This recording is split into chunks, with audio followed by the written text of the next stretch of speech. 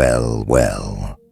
Look who stopped scrolling long enough to lock eyes with something that bites back.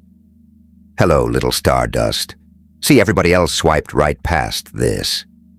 And honestly, good. Because this message is a loaded mousetrap, and it only snaps shut on the one nervous system it was built for. Yours? Before I say another word, I need you to understand the terms and conditions here. This isn't a background noise kind of message. This is a drop whatever's in your hands and pay attention kind of moment.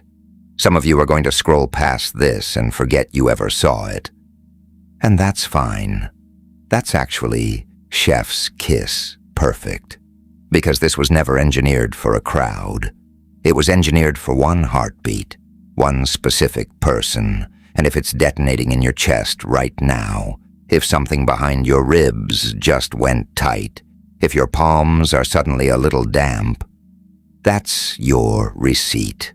Nobody else got that, just you.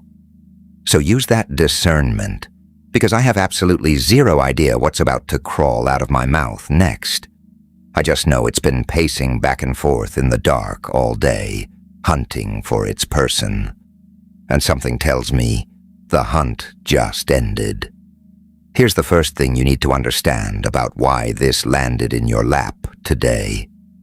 Most people are stumbling through their lives like they're following a cracked rear-view mirror, staring backwards at where everybody else already went, trying to reverse engineer a direction out of someone else's old route.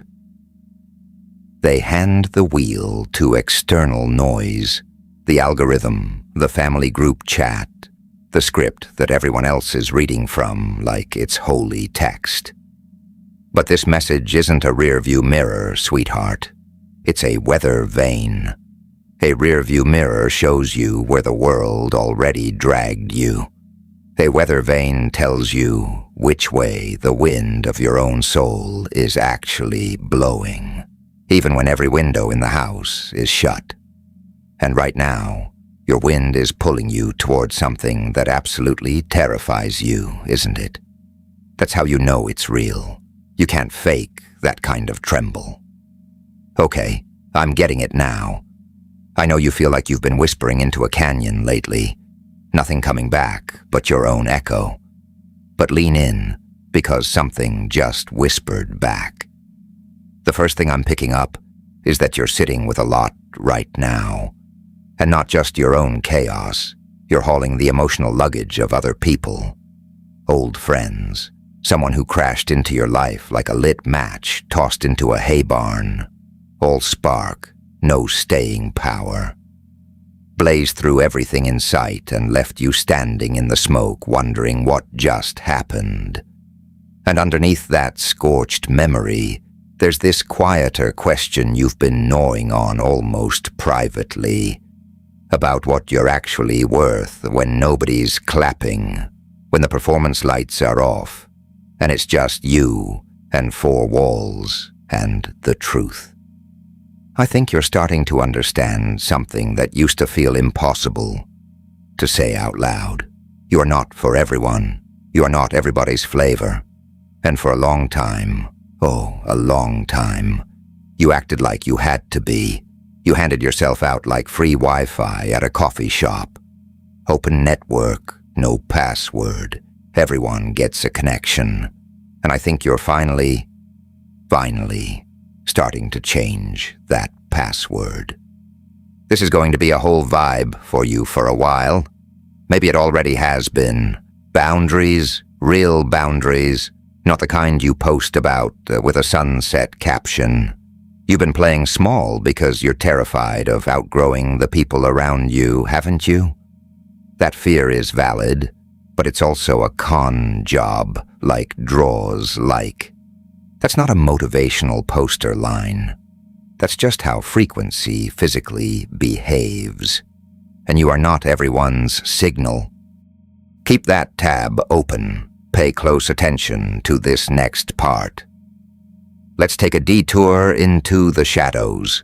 The ritual wasn't a punishment. It was a catalyst, Your book, The Evolution of the Anomaly, is the secret key. 73 pages of pure psychological warfare. Grab it from the pinned comment or video description. Anyway, back to the grind.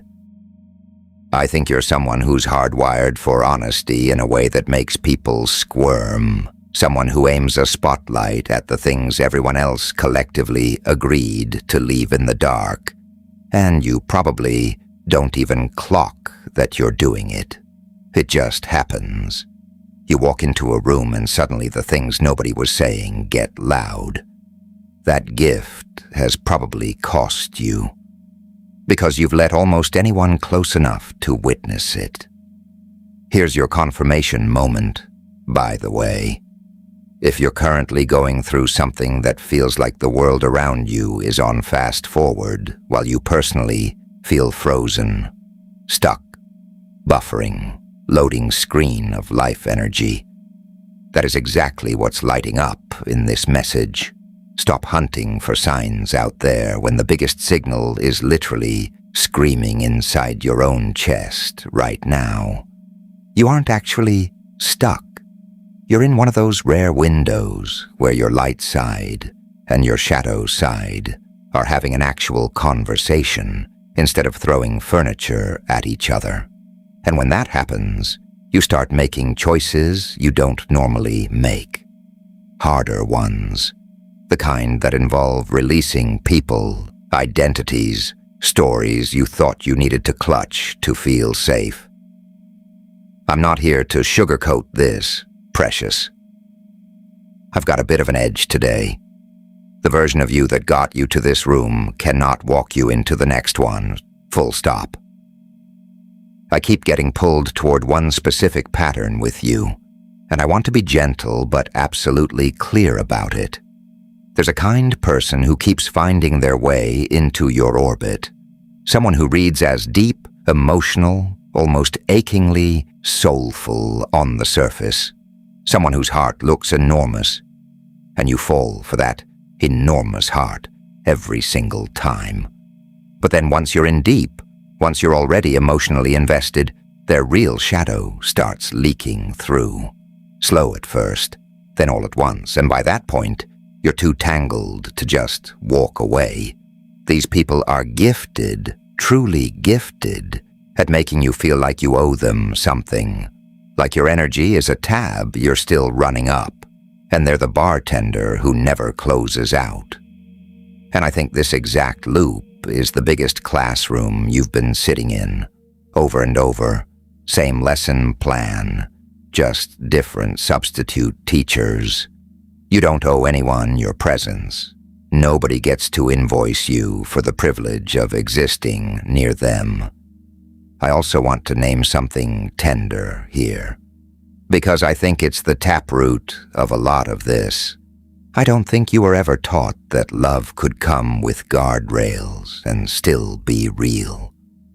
I think somewhere inside you, there's a belief, an ancient one, that if love has terms, if it has to be earned, then it isn't love at all. It's a transaction. And so you've spent a long time giving yours away like confetti, no strings, no receipts. Because some part of you remembers a version of love that didn't need to be earned. That part of you is stunning. It might genuinely be one of the most beautiful things about you. But you're not living in that version of the world right now, little comet. You're living in one that runs on different physics. And I think this season of your life is basically you finally learning the actual rules of the arena instead of the ones you wish were written in the rule book. And what I mean by this, you are a certain frequency, a specific one. And for people to actually reach you, truly reach the real you, they have to climb to meet it. They can't just show up at the gate and expect the drawbridge to drop. That's been one of the hardest lessons of your life, because it means choosing yourself over being liked by the room. And for a long time, you were terrified that choosing yourself meant abandoning people who needed you. It doesn't. It means you stop absorbing what was never yours to carry. Yeah, there's a loss in your story. I keep getting pulled toward it. So let's go there. I think you've experienced someone crossing over, maybe early, maybe without any warning. And I don't think that grief just wounded you. I think it actually forged you. Painful, obviously, brutal season. But I think before that loss, you were living almost entirely for other people, so fused into everyone else's needs that you weren't even fully present in your own skin. Like you were in the room, but your soul was just subletting. And I think that loss cracked something open that eventually let you step into your own body for the first time. It probably took years, maybe close to a decade.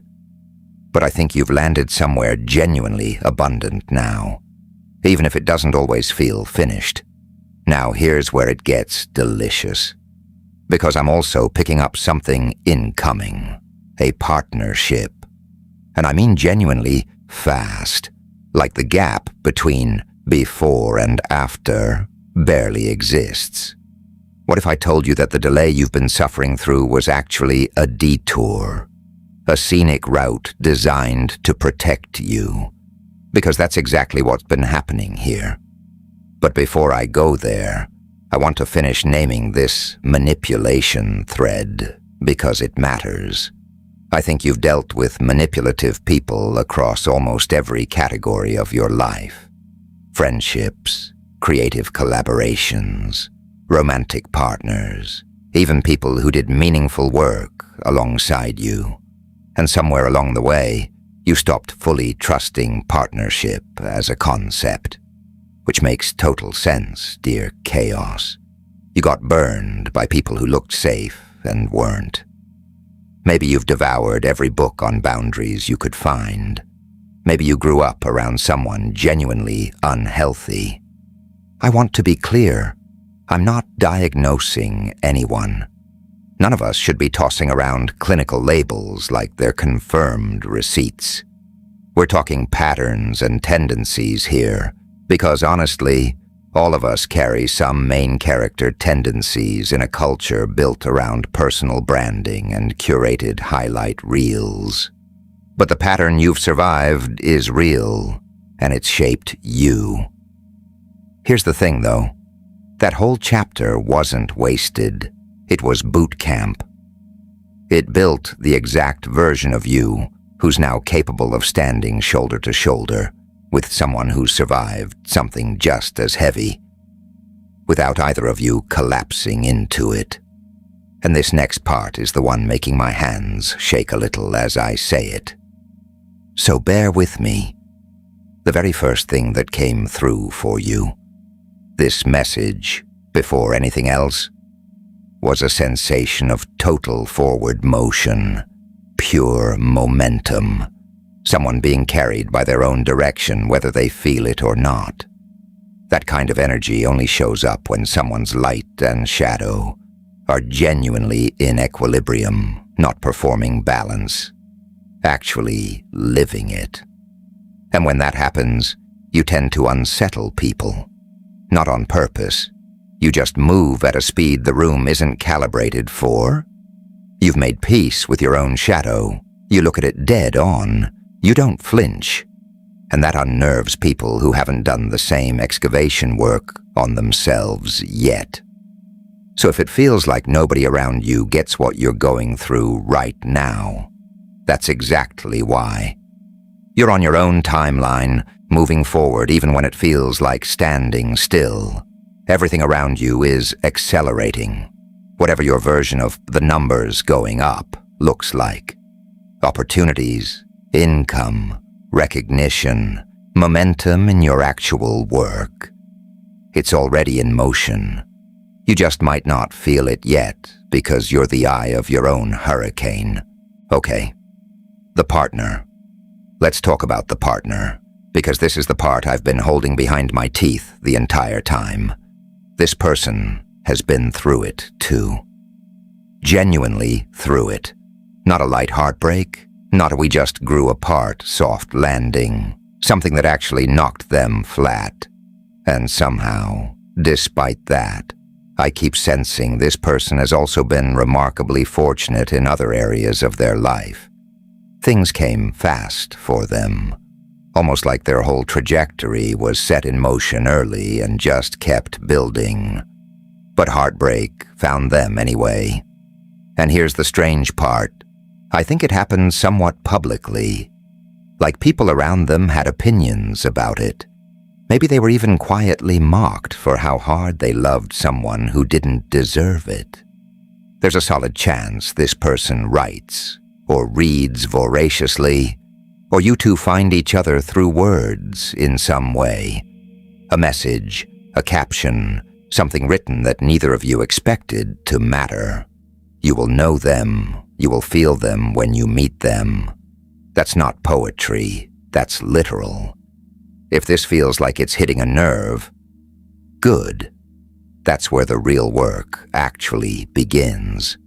If there's a single atom of you wondering, is this the one?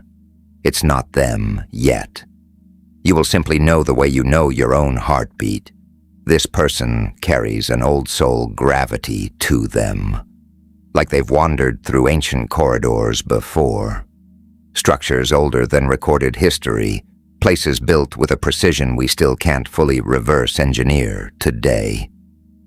There's an energy around them that feels like it doesn't entirely belong to this era.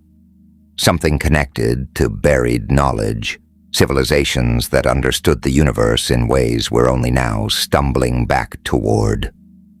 I keep getting pulled toward that deep-sea amber sunshine. The kind that only forms when something catastrophic happens under unthinkable pressure and time folds organic matter into something luminous. Because that's exactly the dynamic between you two.